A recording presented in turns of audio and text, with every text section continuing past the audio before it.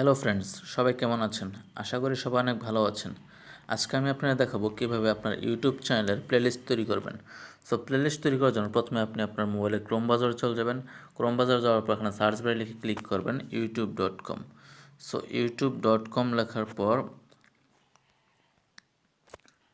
youtube.comটা লিখবেন। লেখার পর সার্চে ক্লিক করবেন, তো ইউটিউবটা আপনার সামনে চলে আসবে, ঠিক আছে? তো ইউটিউবটা চলে আসার পরে এখানে আপনার উপরে দেখেন থ্রি ডট একটা লাইন রয়েছে, তো এখানে ক্লিক করবেন। ক্লিক করার পর এখানে ডেস্কটপ সাইটটা আপনি অন করে নেবেন, ঠিক আছে?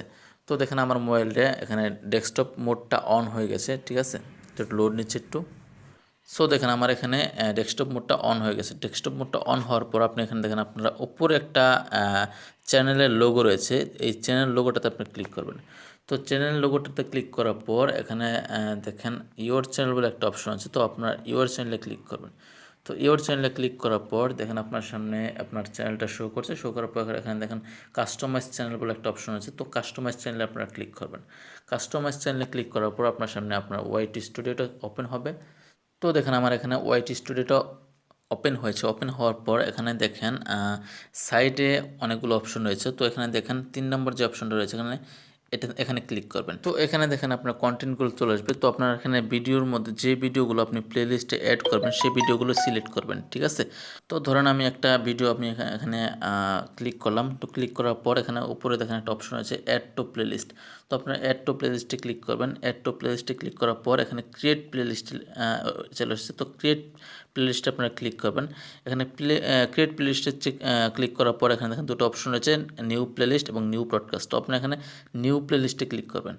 নিউ প্লেলিস্টে ক্লিক করার পর আপনি এখানে দেখেন টাইটেলটা আপনার প্লেলিস্টের টাইটেল এখানে লিখতে বলছে, তো আপনি এখানে টাইটেলে ক্লিক করবেন। টাইটেলে ক্লিক করার পর দেখেন কিবোর্ডটা চলে আসে। তো আপনি এখানে আপনার ধরেন আমি এখানে একটা নাম দিচ্ছি ইউটিউব টিপস। তো আমি এই ইউটিউব টিপস এই প্লেলিস্টটা আমি এখানে ক্রিয়েট করব। তো এটা লেখার পর এখানে দেখেন পাবলিক, প্রাইভেট, আনলিস্টেড অপশন রয়েছে, তো আপনি এখানে পাবলিকে ক্লিক করবেন। পাবলিকে ক্লিক করার পর এখানে নিচে ক্যান্সেল এবং ক্রিয়েট দুটো অপশন আছে, আপনার ক্রিয়েটে ক্লিক করবেন, ঠিক আছে?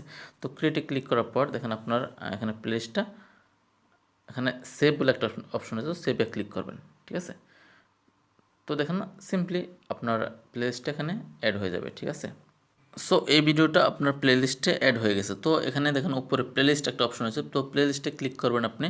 তো প্লেলিস্টে ক্লিক করলে দেখেন এই একটা ভিডিও আপনার প্লেলিস্টে অ্যাড হয়ে গেছে, ঠিক আছে? আপনার একটা প্লেলিস্ট এখানে অ্যাড হয়ে গেছে, ইউটিউব টিপস বলে একটা প্লেলিস্ট এখানে ওপেন হয়ে যায়, ঠিক আছে?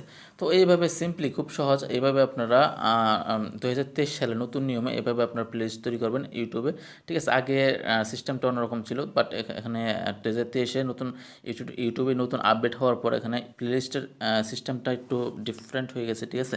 তো এইভাবে আপনারা প্লেলিস্টটা অ্যাড করবেন।